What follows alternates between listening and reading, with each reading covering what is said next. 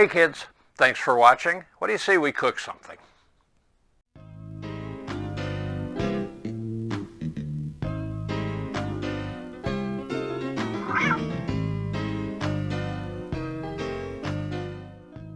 I've met people who don't like meatloaf. It's dry, it's boring, it's tough. That's bad meatloaf. Meatloaf can be terrific. And like scrambled eggs, it's one of those things that you can play with. You can do so many different things to it to make it yours. Now there are some rules. Rule number one on the beef, if you're going to cook it in one of these things, you need beef that's at least 90% lean. Otherwise you end up with a horrible mess. We're not going to use one of those. Second is the meat should be a combination, 50% beef, 50% pork.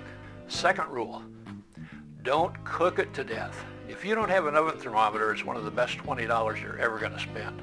The USDA says that if the center of the meatloaf is 160 degrees, it's safe. It's still going to be kind of pink. It's going to look like a medium rare steak, but it's going to be nice and moist and flavorful, wonderful. Third rule, have a plan. You don't just want to throw a bunch of meat in a pan and stick it in the oven. You need to do something to make it more fun. Now, when my mom cooked meatloaf, it was green pepper and onion. And it was a great combination. We're going to do one today that's a little bit on the southwest side. And then our next one is going to be Italian. And the Italian meatloaf is just killer. Sorry, well, it's a teaser. Watch for the next meatloaf. So what do you say? Let's cook a meatloaf.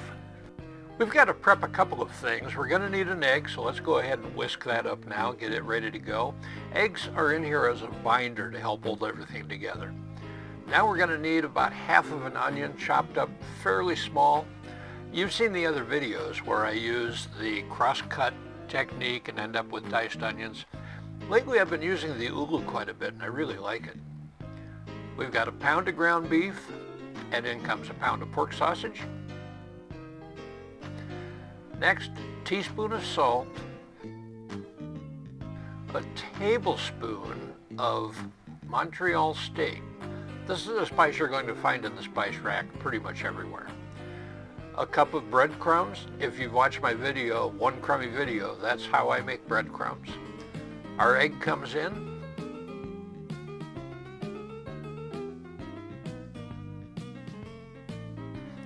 And now the secret weapon. Between a third and a half cup of barbecue sauce. Now we start mixing everything together, and you know, the only tool that really works well for this are your 10 digits. Go ahead and stick your hands in there, have fun, you know, play around like it's snow. This takes about 2 minutes. You don't want to overdo this. You don't want to get it to where it's just all sticky and everything. And you know what? I forgot the onions. Come on, right about here, reach up and get those onions. Come on, come on, come on. Oh, you can do it. There we go. Onions into the butter. Onions into the pool. And, you know, of course, we got to knead it a little more. You know, one of the problems I have with these videos is I kind of, you know, get into what's going on and forget what I'm doing. Now, I said we weren't going to use a loaf pan. What I really meant was we're not going to cook it in a loaf pan. But in goes the meat. Now you don't want to pack it down real tight. That's how you end up with a really dense, dry meatloaf. Just, you want it in there just even. Gonna just level it out. Yeah, that's looking pretty good. I like that.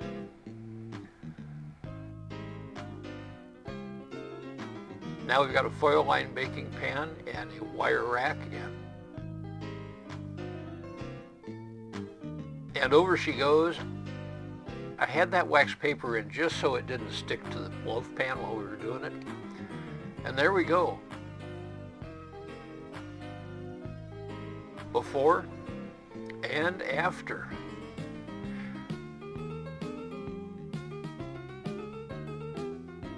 About this sauce on top. I take a half cup of ketchup, I add about a teaspoon of horseradish, and just a few drops of malt vinegar. It's terrific. Well, maybe you learned something. Hopefully you had fun, and at least you lived through it. Things could have been worse. Bob and I really appreciate you taking the time to watch our little videos. We've got lots of ideas about things that'll come up. We're going to have all kinds of new videos in the future. And we'd love to have you as a subscriber. You know, the like button down here somewhere and the subscribe button. We'd love to have you as part of our family. Thanks so much for sticking with us.